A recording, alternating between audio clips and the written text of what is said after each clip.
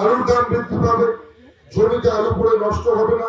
একই রকম ভাবে বিভিন্ন ফসলের যে এমএসপি রয়েছে, সেই আপনাদের যে মিনিমাম যে বিক্রয় মূল্য, সেটাও কিন্তু বৃদ্ধি পাবে। একদিকে আপনারা হয়তো জানেন না যে বিভিন্ন রাজ্যে অনেক ইন্ডাস্ট্রি হয়, যারা এখানে যুবকরা আছে বিভিন্ন রাজ্যে কাজ করতে গিয়েছে তারা জানে।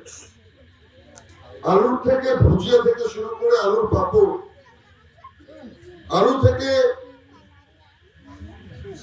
পাউডার, এক ধরনের পাউডার তৈরি হয়, আলুর চিপস, বিভিন্ন প্রকারের সুস্বাদু খাবার এই আলু থেকে তৈরি হয়। এবং সেগুলোর ফ্যাক্টরি প্রত্যেকটা ভিন রাজ্য সবখানে আছে, শুধু আমাদের এখানে নেই। আলু তো হয় কিন্তু সেই ফ্যাক্টরি নেই, উৎপাদন কেন্দ্র নেই।